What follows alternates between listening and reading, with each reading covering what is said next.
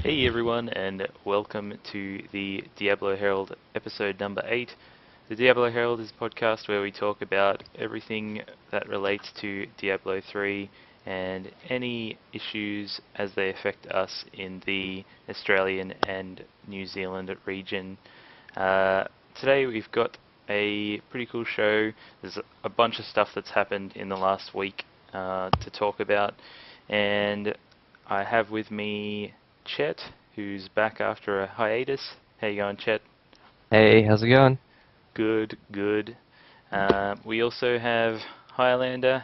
How you going, Highlander? Hey, not bad, not bad. That's not bad. And, of course, ZiggyD. We can actually see his face today. Yay! How you going, Ziggy? Good, thanks, mate. How are you? Good, good. Cool. So, let's just jump straight into it. Now, some of these topics are a bit... I probably should have made a better order. But anyway, Blizzard added a game creation limit that was pretty short-lived, as far as I know. It was added in mostly to deter botters, I think, is what I got from it. That seems like the biggest reason that they've added something like that. But it would deter people from like leveling up characters, you know, power leveling as well. So yeah, Ziggy, did you know how long this is in the game for? I think it was like an under 24 hours sort of deal. Yeah. What do we got here? 6th of the 12th was the update, and the original post was... I can't seem to see it. Yeah, I think it was under 24 hours or something. Maybe someone else can correct me if I'm wrong. No? Yeah. Do we know, like, why? How was it changed so quickly? Were people just complaining in the chat, or what? I think they found out pretty quickly that it just didn't work exactly the way they intended. The way that they intended was that normal players would never ever see it, and that but pretty much anyone who was farming goblins or doing anything like that, where they were regularly making games pretty quickly, or even like not heaps quickly, but making a couple games in 10 minutes or something like that. Yep. We're getting blocked out for it and timed out. So I was watching Cribarian's stream on that day, and he was timed out for most of the time he was trying to play. So obviously not working very well. Yeah, that's a pain. Cool. I don't know how they got that wrong. Like, they picked the wrong number, and then they took it all away, and they should have just picked a different number. You know? Yeah, I think they might bring it back, but we'll see. Yeah, it's kind of it's weird with that sort of stuff, because you start thinking things like, who's making these decisions, and you know, like, don't Is it a things. person or is it a hamster? Yeah, that sort of thing. Anything else to add to that, Highlander? No. No. Didn't affect me. It all came and went so quick. I wasn't even playing in that time. Yeah, it's not the sort of thing that would affect me either, because I just haven't got to a point where I'm trying to farm any goblins or anything like that. So. Did you hit it at all, Chet? No, but I did try out some of those exploits people were talking about for leveling, so obviously those wouldn't work. I got a feeling legitimate players who are trying to do more difficult acts, they might have been restarting their games and remaking them just if they encountered an impossible mob. So those people would have been affected even though they weren't really exploiting, although remaking because the mob's too difficult for you might be exploiting depending on how you look at it. But I don't know, they probably sort of decide, okay, once they've tweaked Inferno a bit so it's more manageable, they'll probably bring it back in at that point. Yep. And then legitimate players shouldn't have any problems. Yep. Yeah, maybe they want to see what happens after the 1.0.3 patch, I guess. Cool. They might be waiting to see how their bot bannings that went through just before the real money auction house takes effect, whether that's taken the majority of the botting out, and they don't need this. So yeah, maybe they did do a pretty good job of the bannings. I haven't really seen too much since then. Yep. Cool. So the next topic is the real money auction house has been launched. I haven't really sold anything. I haven't really looked at it at all. I had a quick look at it today, and I saw like a couple of 900 DPS weapons that were like $6, but they had no stats on it. And then I looked at weapons that had plus life on hit, and they were all really expensive. I think the cheapest one was like $70, the cheapest upgrade with life on hit, and there's absolutely no way I'm spending $70 on an in-game item. Have any of you guys bought anything on the real money auction house? Nope. Yeah. I've looked at it because I've sold some stuff, Yeah. and I've looked at spending that money on the real money auction house. But yeah, just didn't really see anything that. No, I don't really need to at the moment. When I hit a wall again, I'll probably look at it again more closely. When you say But right now, spend that money, you mean like spending like $6 or? oh well, I might as well start with my success in selling. So I've made like $30 or something just selling stuff Nice, that man. I didn't need anymore. Yeah. And then I've sort of just been looking at how can I spend this $30 now. I could cash it out, but then there's like fees and it takes time and stuff like that. Yep. And I kind of earned it on in-game stuff, so I'd be fairly partial to re-spending that. Uh-huh. And in that case, yeah, it'd be like, well, I'd be happy to spend the whole 30, really. Easy come, easy go, so to speak. But Right. it'd need to be presenting pretty good value, and same way I treat the gold auction house, really. I'd want to be pretty confident that it'll have some resale value later on, etc. I suppose that's a good point, actually. If you've made money on the real money auction house and it's sitting in your Battle.net balance, then it's pretty easy to go and spend that on other items. Yeah. Because they take that cut when it's, 10% or something, when you cash out. Yeah. So as long as you don't cash out, you don't have that problem. Yeah. What do you mean by cash out, Pat? Did you put it into Battle.net balance or PayPal? Battle.net balance. Okay, because you can't actually cash out from Battle.net balance to PayPal. Oh. There's no way to do that there's no legitimate way to do that. There is a system right. that I just did a video on recently, actually, that you can have a friend list up something like a white item or something and sell it for the same amount, then PayPal it to you. But there's no actual in-game way of transferring your money across. And this has actually caused a lot of complaints from people, because the things that are listed that you can spend your Battle.net balance on are actually not quite what people were hoping. What people were thinking, you'd be able to buy Heart of the Swarm and the Diablo 3 expansion and things like that. But they aren't even on the list. You can buy all the older games and some WoW things, but none of the upcoming titles can be bought with Battle.net balance. So it's basically useless other than actually spending it. Other than spending it on items, yeah. Huh. So if you plan on rebuying items anyway, it's obviously not an issue. But yeah, that PayPal thing's caught a few people because it was sort of like under a read more tab. So yeah, I didn't even take it seriously. I just sort of went, let's see if someone buys this. Let's see if someone buys that, and next thing you know, stuff sold. So I wonder if they'll try and police that, white items selling for, over obviously what they're worth. I don't see how they could possibly do that. I don't think they police it too hard, because you could just start selling rares or something like that, and Blizzard, how are they going to know the difference between someone stupid and someone doing a workaround? Right, yeah. There's so much stupid out there at the moment. Yeah, it's been crazy. Chet, have you interacted with the real money auction house at all? No, I had a squiz and saw some ridiculous items, but that was about it.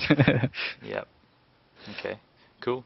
Ziggy, do you want to tell us about some of the crazy things that have been happening on the real money auction house?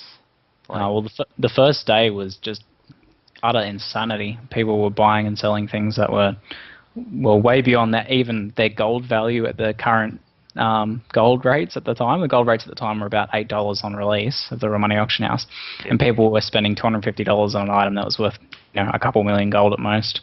I think one of the Storm, it was like a belt or something that Kriparian had bought for $3 million a week before. He sold for $250. So the translation rate for that was like $40-something in real money worth in gold or something, or not even 36 or something like that. Yep. And he sold it for $250, so just crazy. And I saw probably 6 or 7 $250 full price items go. A lot of Storm Shields, ring in the belt. So mostly uniques, and then there was heaps of mid and high level rares that were going for over 200, and then heaps of stuff that was just nonsensical going for like 100. So things are worth what people are willing to spend, but people were spending way beyond the actual gold value. So I think if the gold trading had have launched on launch day, which probably would have crashed the servers, but if it had have worked, maybe people wouldn't have been so crazy about it. But yeah, it was a good time to be a seller. Just selling everything your character was wearing and buying it back in a couple of weeks would have been a really good strategy. And whoever's done that is gonna, people made like $1,000 doing this sort of thing. So yeah, I think that was like the opposite of what people were expecting. What sellers were expecting. They're expecting the market to be flooded and things to not go. But I suppose people just get caught up in the excitement, like you said. It was the opposite of my predictions, where I was predicting that people would be, trying to undercut each other like crazy. But I guess I was expecting that people would be carefully looking at everything on the auction house and then listing their items. But everyone was just listing their items for $250, and then everyone saw all these items for $250, and they're like, "Wow, these items must be worth $250. I'll get these." I finally have money now. I'm like, I just got to level 60, and I'm like, I'll buy the best gear in the game. And I wonder if there were many people that hadn't bought anything on the gold auction house, if they were just buying things, or if they were just waiting for the real money auction house because they, are just casual players that don't have much in-game gold. Maybe I those think types of people. That probably happened a lot, and a lot of people were buying things off the gold auction house and relisting them on the real money auction house. Yeah. Since there was no way to trade actual gold, they were doing that, and sometimes even making extra money on it since people weren't really paying the right amounts for the items. But it started to settle down a bit now, I think. Yep. Interesting. Cool. So I'm not sure if you mentioned this. You sold some stuff? No, I haven't sold anything. I had an attempt with some of my gold buying a level 60 20% magic fine piece of gear because they were going really well, but I completely botched it and bought a helmet, which helmets are pretty useless if they don't have a socket in them. So I just botched it. I bought a perfect 20 magic fine. I was like, this will go for a couple bucks. And I was like, sweet, this will be fun. But I screwed it. Any other item and I would have sold. But I just wait to me gold and I have this item in there. I'm trying to palm off for like $1.25 now just to get something from it. But, dear. So I botched that, but there was a good potential there for like a day or two where you could have sold 20% magic find items. You probably do it now if it's decent gear, sell them for a couple of dollars. People are willing to pay for that high-end magic find gear because they're trying to pay money to make money, sort of. I think what people are trying to do. Yeah. It'll be interesting to see how it goes in terms of the kind of gear that's going as well. Like some of the ones, all of the ones that I've sold are not like really optimal at level 60, but they've all been, stuff that I picked up maybe at level 55 that are great when you're level 49, and that's the sort of stuff I've been listing and has actually had a bit of success. So that's kind of what I figured it would be like. Well, people who are spending this real money are the ones that don't have any time and they don't have a lot of gold, so they can't afford the really good twinking stuff, but they've got the cash. So that was sort of the approach I was taking. But then as all those casuals start hitting 60, those level 60 items are probably going to go even more, perhaps. Cool. All right. Anything else to add on the real money auction house? I just think it's going to start settling down. So I think probably from this week onwards is a good time to actually start. If you are considering buying, is to start looking at prices and watching them. I think now it's a good time to be a buyer. Last week was a good time to be a seller, but now things are starting to to sort of chill out. I make this prediction because there's this one guy that I've been watching that's been crafting mid-level legendaries and selling them for a couple dollars a piece, and he's just noticed now that his sales have dropped off completely, so he's not selling anything now, even for like the lowest amounts. So that to me is sort of an indicator, because that's the bottom rung of sales for cheap stuff that would consistently keep selling, and it's dropped below that lowest price now. Things are sort of starting to settle down, so I think it's a good time to start looking at buying. Just watching the prices for a couple of days I think is a good idea. Cool, that's a good point. Cool. And with that, we will go on to the next topic, which is hotfixes that came out on the 12th. So this was like right after our last podcast, pretty much. And what do we have? We had a few bug fixes. We had the biggest thing that came out with this. In cooperative games, monster damage will no longer increase when additional players join the game, which is a pretty big deal for like Inferno cooperative play. Yeah, makes things just way easier, particularly for melee. So I know this. You've had some experience with this, Chet, because you play a lot of cooperative in Inferno. Has it affected you a lot? Yeah. I mean, definitely when we take a tank and stuff, you can see they just can't handle it as soon as he's in a co-op game. But on his own, he's fine. Mhm.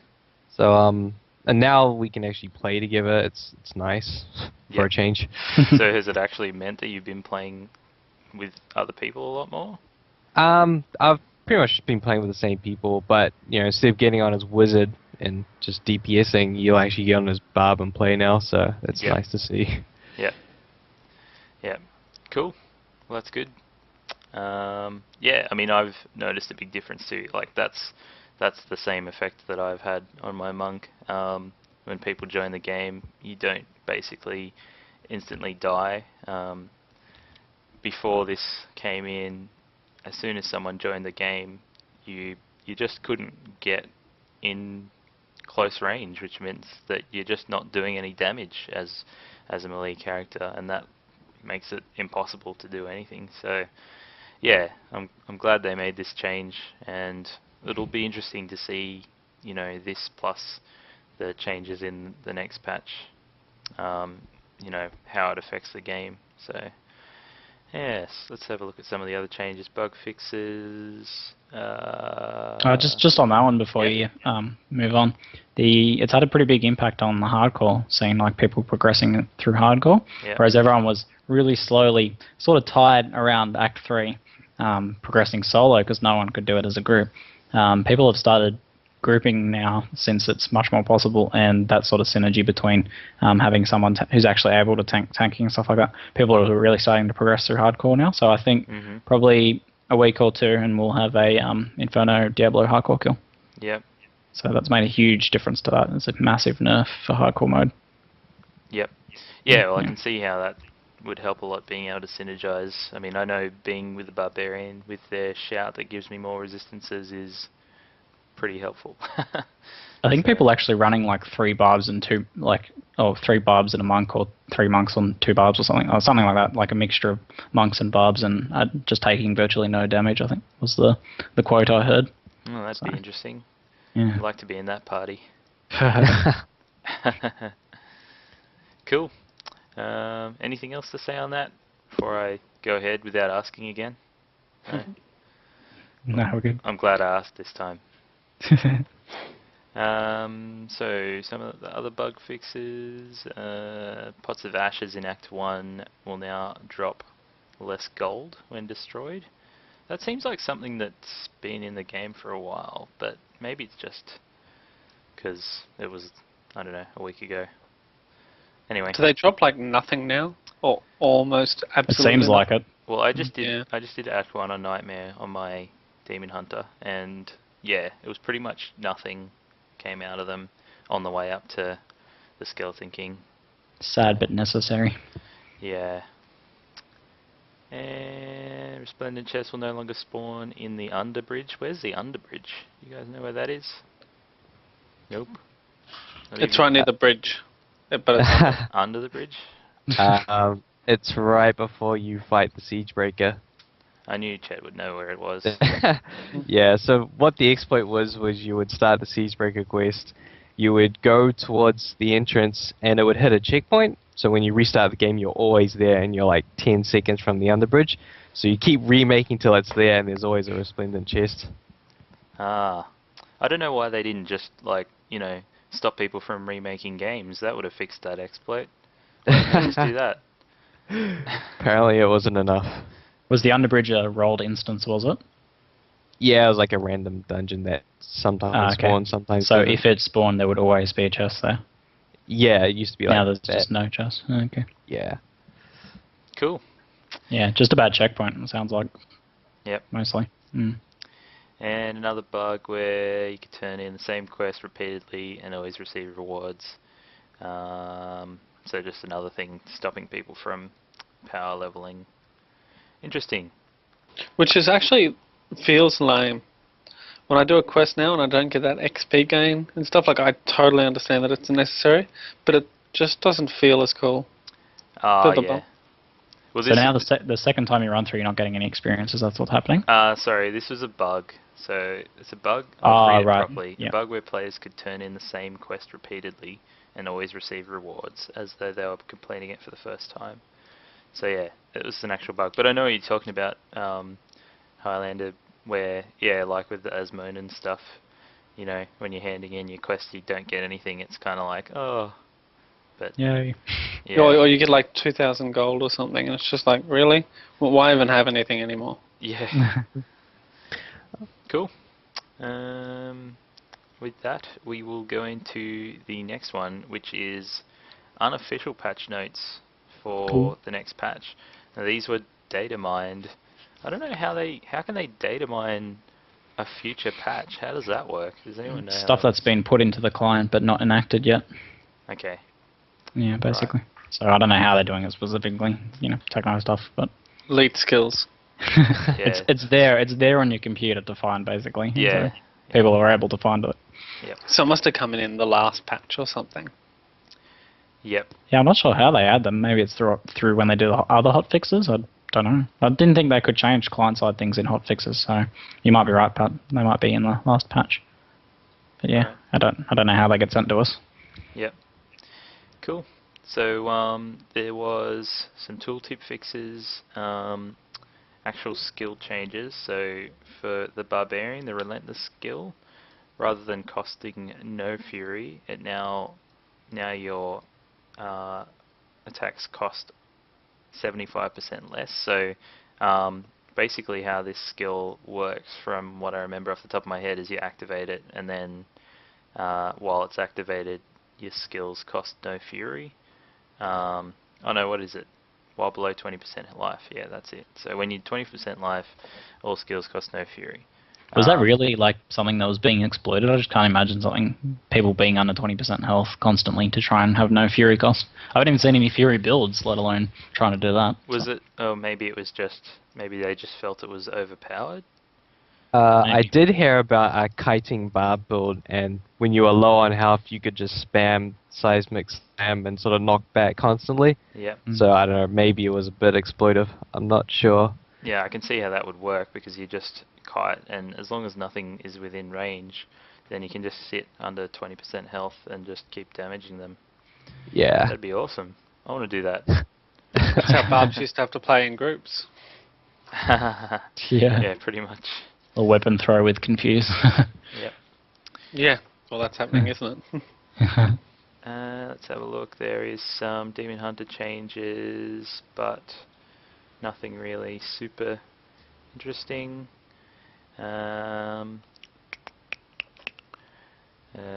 So probably one of the bigger changes is the attack speed. Now, once again, this is just data mined, so it may not be what's actually going to happen in the patch, but sometimes it is correct. So it's showing that the haste affix is now going to be reduced. The amount of percentage increased attack speed is going to be reduced. So it's got like different levels of haste. So it's got haste 1, 2, 3, 4, 5, 6, 7, 8, 9, 10. So I guess that's almost like an item level thing. It's like an affix level. The highest one, haste 10, being 20 to 25%. So that's now going to be worth 10 to 11%. So if you have any weapons with plus 20 to 25%, somewhere in between there, attack speed, it's going to be 10 to 11 after the patch, which is a pretty big drop. that's yeah, it's a lot slower. And this reads like it's going to be retroactive, doesn't it? I'm pretty sure it is. Yeah, looks like it. Yeah, I don't know. Which is interesting. I can't imagine how they could not do it retroactively, because then you just have these items that were like pre 1.0.3 that were worth heaps. I don't know. Yeah, well, that's what it would be. Yeah. Like that happened in Diablo 2. Yep. There was pre-patch this and pre-patch that for uniques especially. Yep. And I don't know, it's just kind of mean to do it retroactively. Yeah, I suppose. Maybe the way they see it is, they're still tweaking the game. I don't know. But I got some resist all rings today, so I'm probably going to be switching to those once this comes in. Switch out my plus 67 dexterity, plus 14% attack speed rings. And so there's haste on rings as well is going to be different as well. So the maximum haste on a ring is 16 to 17%. That's going to be 8 to 9%. That's essentially a bit less than half for everything. Yep. Yeah, so have you got haste items, Chet? Do you use this I stuff? got haste everywhere. It's so important for kiting. I honestly think they went about this the wrong way. They should have actually increased the stat value and given you more haste per slot, and just set like a soft cap, and then have diminishing returns after that cap if people really want to stack more on. Yep. The way I see it now is if you're a ranged class, maybe even monks who are relying on life and hit, you're going to keep your haste. Unless it's nerfed so bad that it's worthless, in which case it's just another stat that's taking up space on your item. So Yep. I don't know. We'll see how it goes, but I'm pretty sad about it actually. Yep. Yeah, it sucks. Ziggy, have you got any increase in attack speed? From that doesn't really affect me too much. Like, people sort of on either side of that, what Chet was saying about the either having it this way or having it be a soft cap. Yep. I think this way is fine. It's going to promote people to use other things like crit and get more life on hit gear instead of haste gear and stuff like that. So people are going to be changing up their builds. It sucks for people that's going to have to buy a whole new kit like Chet. Yeah. That sort of thing's going to happen. From an economic perspective, obviously haste is going to lose a lot of value on the marketplace, but it's actually going to increase the value of things like critical hit chance and critical hit damage, because a lot of people are going to be switching out to that sort of thing. Yep. So if you have a really good piece of gear now that has, not much increased attack speed, but a lot of, critical damage or chance that was worth not very much because everyone was buying attack speed, I would not list that until after the change, and then list that up for a lot more money. Maybe whatever you were listing attack speed gear at before that, because that's going to go up heaps. Everyone's going to be looking to switch over on the patch. Mm-hmm. So sell that crit gear. Yeah. Interesting. Is there anything else in the game that actually has diminishing returns, with the exception of things that go to your survivability for your effective hit points, which kind of does scale in a linear way and doesn't actually have diminishing returns? Not that I know. Dexterity, I think, with dodge chance has diminishing returns. Yeah. I think that's the actual only one with actual diminishing returns. Everything else looks like diminishing returns, but it still is like 1-to-1 on your character. Mm-hmm. But yeah, dodge is definitely diminishing. I think the max you can get is like 70 something. Yeah.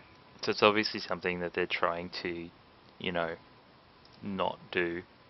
They're trying to keep that's the thing, right? Yeah, like that's kind of a good argument to just reduce the numbers like they have, because it's diminishing returns with hidden caps kind of just suck.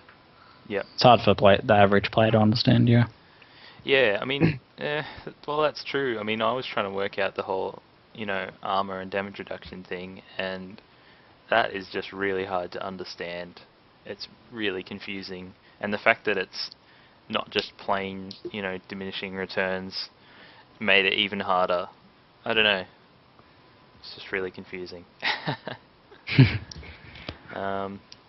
Anything else? Well, it's to just add? like complexity for the sake of complexity. Like, yeah, I can work it out, and in some ways that's kind of cool because some scrub won't be able to work that out. It'll be too much for them, and that kind of helps my ego a little bit. But my ego's really fine, and I don't like over complexity whenever it can be avoided. Yep. Okay. Cool. So next thing is crafting. The cost of crafting has been reduced. So we've already heard about that, but Yeah. it's brought out actual figures that might be going in. Yeah, We already had the actual figures. we did have Did we? figures, yeah. Oh, okay. Yeah. So, I guess it's just and they were like confirmation. way lower. Unofficial confirmation of what's been officially confirmed. Yeah. Cool. Something like that. What else we got? The Pandemonium achievement? Oh, Highlander, this is your one. Not achievement, rather. Feat of strength. Yeah, but it's WoW, so. and it's one of those dodgy achievements that make you buy something, and yeah, that's why it's a feat of strength, obviously. One of those dodgy achievements that make you have a child and then. It sucks for completionists. It does suck for completionists, these things. Are you gonna go buy Mr. Pandaria? No, I didn't get Cataclysm. I won't get this. A $70 achievement. Yeah, exactly. Go and I spend can $70. spend that money on the real money auction. Let's get something else. And you can't spend your BattleNet balance on Mr. Pandaria either. Sorry, you're screwed. It's very But I've seen people that get really cut up about this sort of thing. They're the same ones that were whinging about not being able to get the achievement for being in the beta as well, I suppose. Yeah. Have those banners come in from before the game was released? I don't think they have. They said Everyone just forgot about it. It's just been swept under the rug. They actually said they did something like 2 weeks ago or a week and a half ago saying, no, they're coming, you should see them any day. Not high on the priority list, I guess. I'm sad. I unlocked one of them. I was going to use it. You unlocked one. I had like a video on my channel about, make sure you go do this. I had tweets about it, reminding everyone towards the end of their week and stuff like that. Different priorities, though, I suppose. I remember when that thing came out where you could get all of them in like the last week before the game was released or something, and heaps of people were posting stuff about that, and I was like, damn it, I've already got them. Shut up, I don't care. Yes. Anyway, cool. Well, the last topic that we have is one from Ink Gamers that I saw. Korea to ban online game item sales and bots.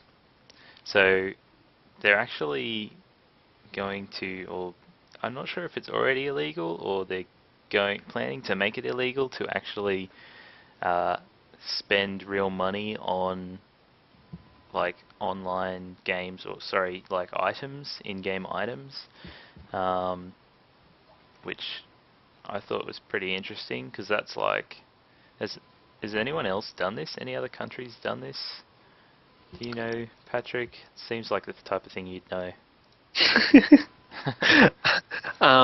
Not to my knowledge, and but Korea is really, really hardcore in terms of its online security. Yep. They are absolutely legislatively leading the way by a long shot. It's so hard to like get a Korean account. Like for StarCraft 2, it's like there's like whole processes and hoops and leaps that people go through to get Korean accounts, as opposed to European accounts. Go buy it. You have to pay in euros. That's the challenge. Yeah.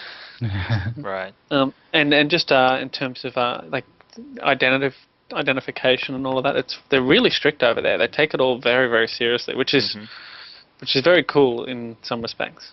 Yep. Yeah, well, it's interesting. Yeah, I guess it's good that they're actually taking an interest in this. I think the Australian government's just like, what's going on? People are selling stuff? What's the internet? Yeah, the internet. NBN, yeah, we're doing it. And no, we're gonna what is it? We're gonna screen everything that goes through because we don't want people to be able to access porn in Australia. Yeah. Oh my gosh. Okay. Anyway. We could go on for a while. Yeah. So, so So, do you think this is a good thing, Ziggy? The capitalist in me is like sad because I love the idea of making money doing things you love anyway. But I think it's going to be kind of nice for gaming culture there. Like people won't have all of the stresses in gameplay, and they won't have anything like real money tied into anything like that. And it will go some way towards reducing like even the unofficial trade going on in Korea. Yeah, I don't know. I think it might promote a really positive gaming experience just for the average people and take away a lot of the drama associated with this sort of thing. But the capitalist in me is stronger than that guy. So yeah, I prefer the ability to give it to people officially that they can trade things like this.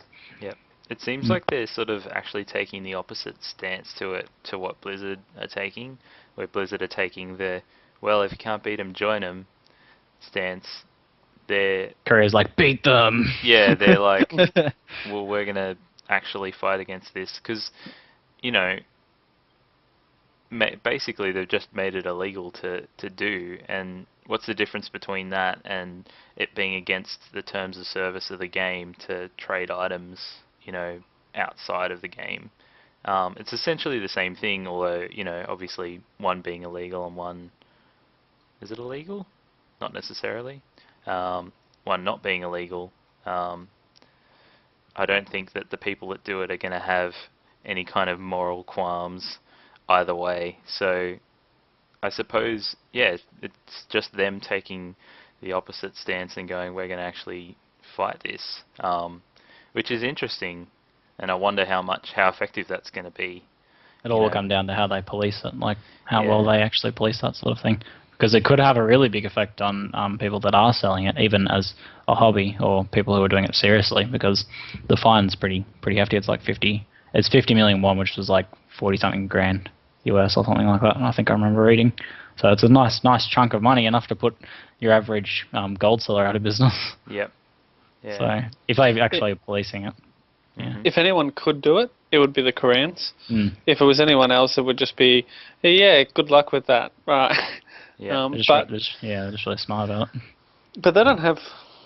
Oh, look, I'm kind of talking out of school a bit here. I don't feel I know enough to comment. But just reading the phrasing as an Australian, if that sort of phrasing was going to enter legislation here, the main purpose of the games is for entertainment and should be used for academic and other good purposes, I'd flip my shit over that. Yes. It's just too broad, too sweeping, and I wouldn't be pleased. That could be twisted, couldn't it? They could start saying that things aren't entertainment or academic because we have the whole in the spirit of the law sort of thing, and that they would say that that's the spirit of the law, and that you could start banning other things besides item trade. Yeah, so like, even if it were enforceable here, which they'd have as much problems as they would in the US. Yep. That there's still you've got all civil libertarian type issues. Yep. Cool. Chet, do you have an opinion on this? If you lived in Korea, would you be upset? Not really, but that's because if I did live in Korea, I hope I wasn't a gold farmer. I don't know. I hope it's good for gamers, and I hope it works out for them. But yeah, that's about all I have to say about that one. It's kind of a strange thing if you don't live there and you understand what it's like. It's kind of difficult to comment. Yeah. Yeah.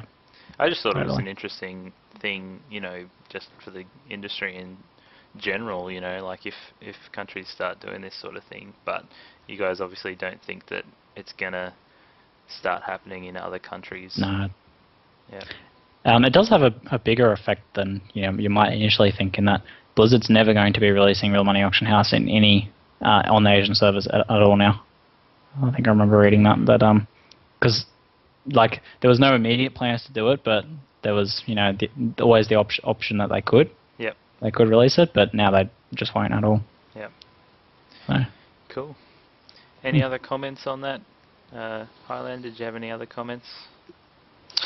No, one thing that was just kind of interesting was that it was also covering, I don't know if we mentioned it, but bots to farm as well. Oh, yeah, sorry. Would be illegal in Korea. Yeah. Which is just really interesting.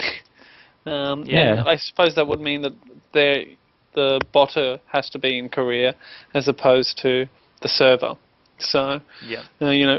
We should have fewer botters just by ruling out a, number of million of people. Yeah. Of course, we expect that they're all Chinese or Russian, depending on your stereotype. But yeah, that'll knock out a few of them. Yeah, definitely. Well, I mean, yeah, like I was saying before, I wonder how much difference it's actually going to make. Like the fact that it's illegal, how much difference is that going to make to those kinds of people, really? How can they police people botting? That's all I know. Unless they're doing it in an internet cafe or something, in a PC bang. Yeah, well, that's what. That's the thing. I think it's really just, well, mostly a scare tactic. It's mostly about just making the consequences higher for being caught. So if you're actually caught doing it, you get prosecuted, not just your account banned. So I don't know. It's interesting, but I guess doesn't affect us as much here. Nope. Cool. Yeah, if you had to note one more thing, it would be that Blizzard's very committed to Korea, and things that can't be done in Korea might actually impact like game development to some degree. Yeah. I mean, if you're thinking again, like going forward to Titan, whenever that actually gets announced, if that gets announced, which is supposed to be a free-to-play MMO, then you might have some issues with game development if they're planning to get a lot of Koreans in on that. Actually, yeah, that's a really good point. Yeah, does this ban things like buying skins in games like League of Legends and things like that? It sounds like it will, so that would make a big difference on Titan, wouldn't it? Trade for commercial game items. That's pretty much anything that you pay real money for in a game. Couldn't that even count as like DLC? Again, we're coming back to the issues that I would have had with it. But I think it's more at the user level rather than at the publisher level. That sounds like the intention of it, but yeah, who knows how it will actually apply. Right, so you think it might be just from player to player? Does it specify whether it's player to player or... Well, I mean, otherwise it'll be like they've outlawed expansions. That's retarded. Yeah, right. Yeah. Cool. Well, I think that's pretty much it. Was there anything else, anything you guys wanted to mention? Any cool experiences? No? No, I've just been following the real money auction house. Yep. I've been having a lot of fun theory crafting with my shit. What do I play? Witch Doctor. Yes, I actually really play something. I'm not just making it up. No, I've been having a lot of fun with theory crafting lately. I was talking to Chet before the show because I'd been really hoping to play pets, and that just didn't work. As soon as I got to outside of the gates of Tristram, the dogs just failed. So that's one thing that I had seen a post from, I think it was Lorilla again, who had said that they had heard the feedback about that, and they were considering buffing pets in a future patch whenever it happens as a low priority, to perhaps scale with vitality. And so that's something that I've been looking at, perhaps vitality stat items as over resistances just a little bit. If they work out about the same, I'll go for the vitality. But it's something I really, really hope they do, because I just want to have pets. I just do. I'm really hoping they manage to pull that off. Yeah, well, that'd be cool. Actually, I might actually play Witch Doctor if that happens. Chet, you were talking about a tank Witch Doctor build before. Someone's posted up. It relies on life on hit because apparently it scales really well with Reign of Toads. But it's still really gear dependent. Like, if you can get the gear for that, you can get a barb to face tank Act 4 or something. Right. So while it's possible, it's one of those things that people probably do more of later on when it's easier to get gear. Yeah, or maybe even after 1.03. Yeah.